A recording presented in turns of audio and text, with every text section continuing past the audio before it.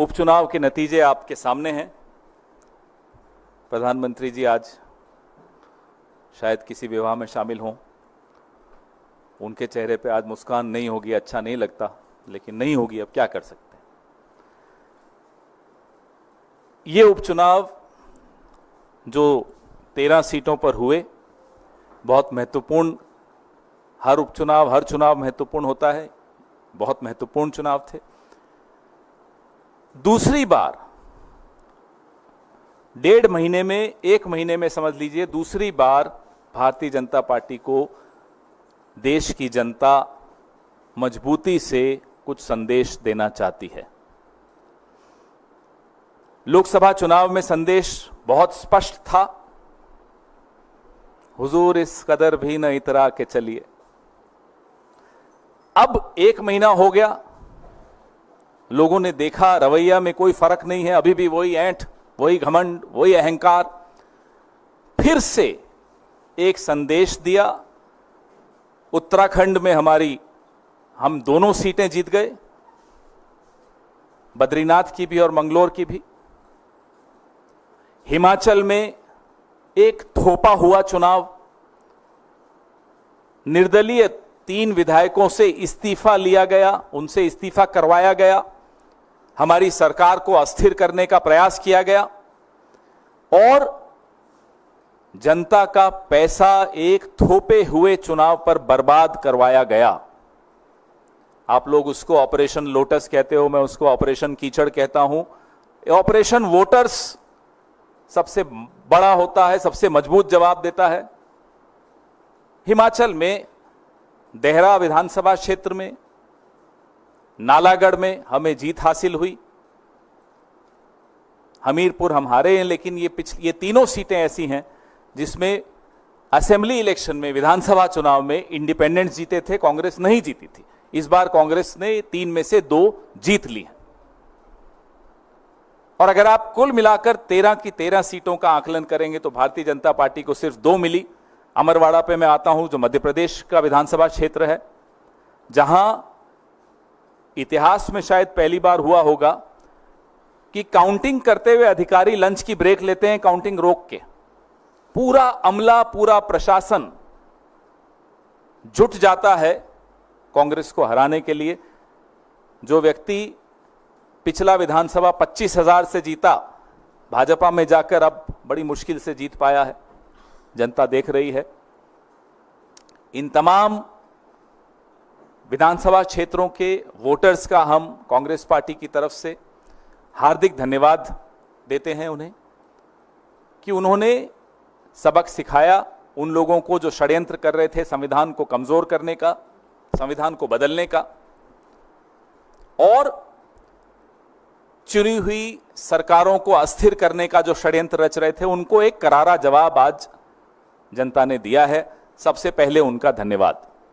हमारे उत्तराखंड के PCC president करण महाराज जी, यशपाल आर्य जी CLP leader, कुमारी शैलजा जी जो प्रभारी महासचिव हैं उत्तराखंड की, और तमाम एआईसीसी के पदाधिकारी, तमाम स्थानीय नेता, तमाम हमारे बेशकीमती वर्कर्स, उन सब की मेहनत से हमें ये दोनों सीटें मिली।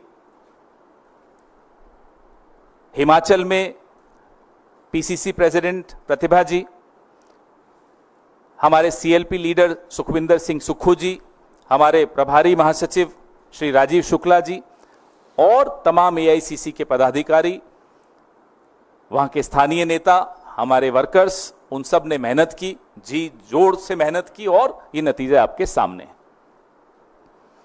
एक के बाद एक आप देख रहे हैं कि कैसे भारतीय जनता पार्टी की राजनीति को लोग ठुकरा रहे हैं, लोग उसको अस्वीकार कर रहे हैं, क्योंकि उस राजनीति में जवाबदेही का स्थान नहीं है, लोकतांत्रिक प्रक्रियाओं के प्रति सम्मान नहीं है, और लोगों के हकों और लोगों के सवालों का जवाब देने की ये जरूरी नहीं समझते प्रधानमंत्री जी, आवश्यक नहीं समझते। वो घमंड, वो आपको इनकी राजनीति में दिखता है। मंगलोर का मैं उदाहरण देना चाहूंगा, खास तौर पे चुनाव के दिन वहां किस तरह का प्रयोग करने की कोशिश की, वो आपके सामने है। कैसे मुस्लिम मतदाताओं को रोकने की पूरी कुचेष्टा की गई। उनका हक है वोट देना, वो उनको रोका गया। आज मैं सोशल मीडिया पे देख रहा था, कई टिप्पणियां भारतीय जनता पार्टी के समर्थक कर रहे थे, अरे मंगलौर तो मुस्लिम बाहुल इलाका है, कांग्रेस को जीतना ही था। तो मैं उनसे पूछना चाहता हूं, बद्रीनाथ 97.68% हिंदू है ना। बात हिंदू मुसलमान की नहीं है, बात है किस तरह की राजनीति आप इस देश पर थोपना चाहते हैं। वो ये देश स्वीकार नहीं करेगा। अयोध्या में जो हुआ आपने देखा, नासिक, रामेश्वरम, रामटेक, बद्रीनाथ, ऐसे तमाम ऐसे कई कई और मैं उदाहरण दे सकता हूं जहां इन्होंने एक तरह से ऐसी राजनीति करने की कोशिश की जिसमें लोगों की रोजमर्रा की जिंदगी से जुड़ी हुई कोई बात का स्थान नहीं था। उन मुद्दों को वो सामने नहीं आने देना चाहते थे, सिर्फ और सिर्फ लोगों को लड़ाकर, विवाद पैदा करके राजनीति करना चाहते थे। उसका आज एक बहुत करारा जवाब लोगों ने दिया है। हमारे मल्लिकार्जुन खड़गे साहब और नेता प्रतिपक्ष राहुल गांधी जी लगातार हम सबको कहते आए हैं कि आराम नहीं करना है, अभी तो शुरुआत है। आने वाले जितने भी 4 असेंबली इलेक्शंस आ रहे हैं, राज्यों के विधानसभा के चुनाव आ रहे हैं, हम पूरे वर्कर्स, हमारे तमाम ऑफिस बेरर्स पूरी मजबूती से काम पर लग गए हैं। एक दिन का भी हम लोग आराम नहीं करेंगे। सितारों से आगे जहां और भी है, अभी इश्क के इम्तिहान और भी हैं, हम उसी विनम्रता से अपने काम पे लग गए हैं और आपको आश्वस्त करते हैं कि जिस विचारधारा को लेकर हमने पिछले कई सालों से संघर्ष किया है, उस विचारधारा को कमजोर नहीं होने देंगे और किसी को कमजोर करने भी नहीं देंगे। आपके सवाल।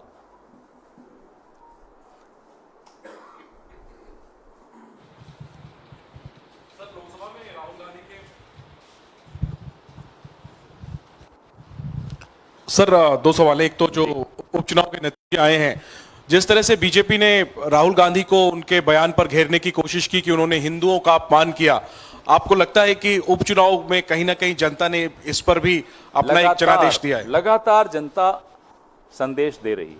जनता जीतने वाले को भी संदेश देती है, जनता हारने वाले को भी संदेश देती है। अब आपके ऊपर है कि आप वो संदेश स्वीकारते हैं विनम्रता से या नहीं स्वीकारते। हमने 2014 का संदेश भी स्वीकारा, 2019 का भी स्वीकारा, 2024 का भी स्वीकारा। ये उपचुनावों का भी हम संदेश स्वीकार रहे हैं, उससे सीख ले रहे हैं। क्या नरेंद्र मोदी जी कुछ सीख लेंगे? लगातार उनकी राजनीति को अब ठुकराया जा रहा है, नकारा जा रहा है।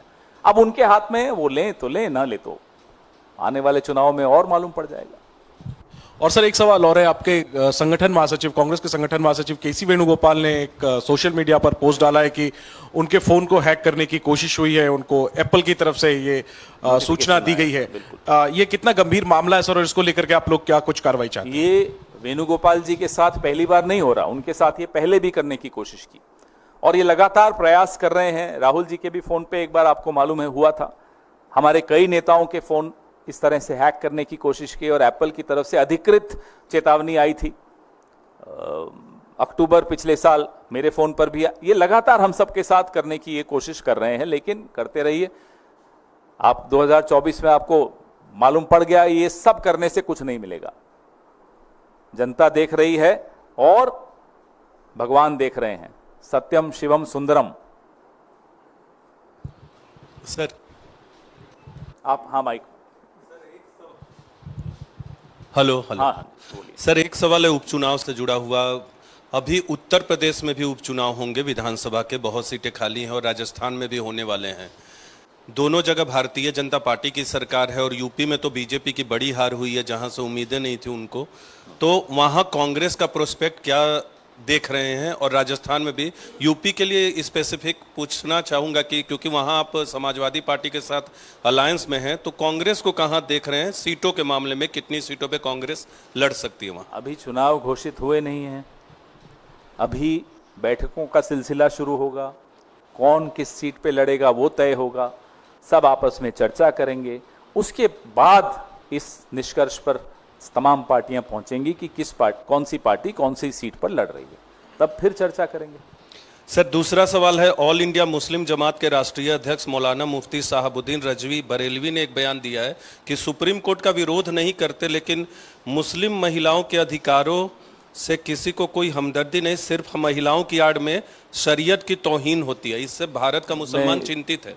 मुझे लगता नहीं है कि ये मुद्दा है आज, इस मुद्दे पर मैं आज चर्चा नहीं करूंगा। फिर जरूर किसी और दिन इस पे पूरा स्टडी करके गंभीरता से फिर चर्चा करेंगे। माइक दीजिए इन्हें।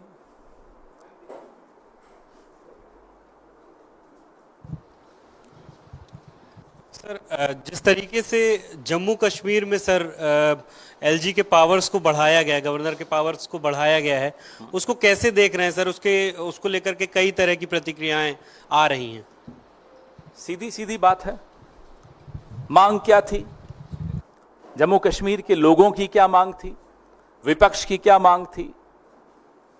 मांग थी कि पूर्ण राज्य का जो उनका दर्जा था, जो छीन लिया गया, गलत तरीके से छीन लिया गया, उसको फिर से स्थापित किया जाए। उस मांग को पूरा करने के स्थान पर उल्टा एलजी के पावर्स बढ़ा दिए, उनकी ताकतें बढ़ा दी, एक दिल्ली मॉडल ले आए वहां भी, और जो भी मुख्यमंत्री बनेगा, जो भी सरकार बनेगी, उनकी ताकतें सरकार बनने से पहले ही छीन ली गई। इससे क्या निष्कर्ष निकलता है? इससे निष्कर्ष ये स्पष्ट निकलता है कि भाजपा को खुद जीतने की तो कोई उम्मीद है नहीं। पहले ही उन्होंने एक तरह से सरेंडर कर दिया कि साहब हम तो नहीं जीत रहे, अब जो जीतेगा उसको काम नहीं करने देंगे। ये बात इस एलजी और उस एलजी की नहीं है, बात है कि ये जिस एलजी की हम बात कर रहे हैं, इस पर भी एक लाइन में कहना चाहूंगा, ये एलजी के खिलाफ बहुत आरोप लगे हुए हैं, संदेहों के घेरे में है, सवालों के घेरे में है, उसका जवाब नहीं मिल रहा, कोई इंक्वायरी नहीं हो रही, कोई चर्चा नहीं हो रही। आखिर क्या बात है कि आप जम्मू कश्मीर को पूर्ण राज्य का दर्जा नहीं दे रहे? आखिर क्या बात है कि जम्मू कश्मीर में एक सरकार जो चुनी जाएगी, चुनने से पहले ही उसकी आप अधिकार छीन रहे हैं? ट्रांसफर पोस्टिंग्स में आप एलजी का दखल पूरा रखेंगे और चुने हुए मुख्यमंत्री का उसमें कोई भूमिका ही नहीं रहेगी। इन सब बातों का जवाब कल ही 2 नोटिफिकेशंस निकली, एक था संविधान हत्या दिवस और दूसरी में संविधान की हत्या कर दी। पवन जी, पिछले लोकसभा चुनाव में उत्तर प्रदेश आपके गठबंधन सबसे अधिक सीटें मिली हैं। भारतीय जनता पार्टी की बात करें, बगावत वहां से उठने शुरू हो गए हैं। बदलापुर से भाजपा के विधायक रमेश मिश्रा, उन्होंने कहा केंद्र दखल दे, यूपी की हालत खराब है, अन्यथा 2027 में पार्टी चुनाव जीत नहीं पाएगी। वो ठीक बोल रहे हैं, लेकिन जिनको बोल रहे हैं उनको सलाह लेने की आदत है नहीं। उन्होंने तो सरेआम कह दिया था, नड्डा जी के थ्रू कहलवाया था। नड्डा जी खुद तो बोलते नहीं है, कहा जाता है तभी बोलते हैं कि आरएसएस की भी जरूरत नहीं, अब हम आरएसएस से बड़े हो गए। तो जो लोग आरएसएस से बड़े हो गए, आरएसएस की सलाह नहीं लेते, किसी की सलाह नहीं लेते, वो मिश्रा जी की सलाह थोड़ा ही ले लेंगे। उनको लगता है वो जो करते हैं ठीक करते हैं। सर, जो उन्होंने कहा 2027 बिल्कुल ठीक कह रहे हैं। लगातार अब भारतीय जनता पार्टी, जिसकी हार का सिलसिला शुरू हुआ है, लगातार आपको हारती हुई दिखेगी। सर, ये जो बाइपोल रिजल्ट पर आपने बात कही, टीएमसी की तरफ से कुणाल घोष ने कहा है कि यह रिजल्ट जो है वो केंद्र में मोदी सरकार के लिए उल्टी गिनती शुरू हो गई है और इंडिया अलायंस जल्द केंद्र में गवर्नमेंट फॉर्म करेगी और टीएमसी का उसमें सिग्निफिकेंट रोल होगा। कांग्रेस भी क्या यही मानती है कि मोदी सरकार की उल्टी गिनती केंद्र में शुरू हो गई है? आप लोग अगर बहुत लंबी छुट्टी पे जाने की सोच रहे हैं तो मत करिएगा, मैं आपको सलाह दे रहा हूं। अब इशारा है तो मत जाइएगा छुट्टी पर, कुछ महीनों बाद चले जाइएगा, उसमें क्या हो गया? मतलब कांग्रेस ये मान रही है कि 2 महीने में कुछ बड़ी घटनाक्रम राजनीतिक उलटफेर हो सकती है। मैं फिर आपको दोहरा रहा हूं, अगर कोई शादी करने वाला हो, छुट्टी पे जाने वाला हो, हनीमून पे जाने वाला हो, तो अभी रुक जाइएगा।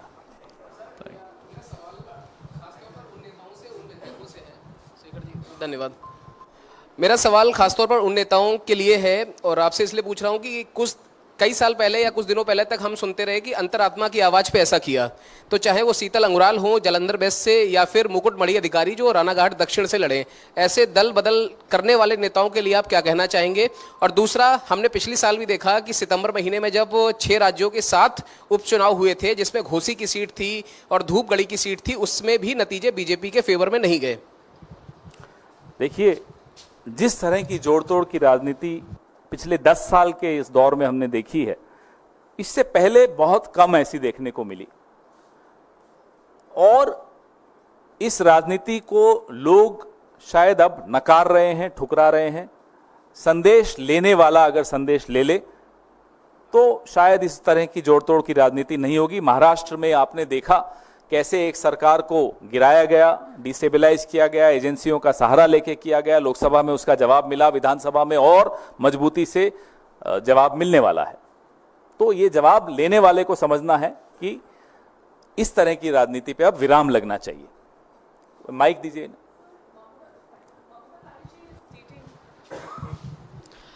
So Mamata Banerjee has announced that she will be moving a resolution against the Nyay Samhita bill and also against NEET in the next session of the West Bengal Legislative Assembly. Where do you think Congress stands on this? Well, we've been very clear about the Nyay Samhita bill also, act also, because that act was passed in a hurry. That bill was passed in a hurry after removing all the members of the opposition out of the parliament. There was no comprehensive discussion on this bill, on the passage of this bill. And this bill has several problem areas which we as opposition parties have discussed amongst ourselves, and we are together in opposing this act. On NEET, Mr. Rahul Gandhi held a press conference. We've spoken about it at length. And again, there are a lot of anomalies in the way these exams are conducted. There are major question marks on the integrity of NTA, the officers working there. All those questions have not yet been answered, and there has to be a comprehensive review of the way these exams are being conducted. Thank you. On giving more powers to the LG, Jammu and Kashmir government has said that it took the decision as per the constitution of the country, of the land over here, and it also said that Jammu and Kashmir is the most sensitive place. We have been able to tackle terrorism there, but there are still few places like South Kashmir where tensions are still prevailing. That's why this decision has been taken. So how do you look at it? What has law and order problem which is ongoing, which they haven't been able to solve, got to do with the LG getting powers to transfer and post officers? Right now the LG is in any case doing it. So you don't trust the government which will take charge whenever the elections happen? You already passed a no confidence motion against an elected government which is yet to be elected. What kind of a no confidence is this, and who is Mr. Narendra Modi to pass a no confidence motion even before a government is formed, even before the elections are held? So if the people's will gives a role to a government or a political party to form the government, how can Mr. Narendra Modi and Mr. Amit Shah sitting in Delhi lord over Jammu and Kashmir and disrespect the people's will? अभी पूछ लीजिए, 1-on-1 नहीं कर पाऊंगा। आपकी India गठबंधन ने 2 सीटें गंवाई हैं, एक बिहार से रुपौली और दूसरा मध्य प्रदेश से अमरवाड़ा। अमरवाड़ा कहा जाता है कमलनाथ का गढ़ है, वहीं रुपौली भी कई चर्चाएं थी उसको लेकर के, पप्पू यादव को लेकर के, लेकिन दोनों सीटें आपने गंवाई हैं। कहाँ चूक हो गई है सर?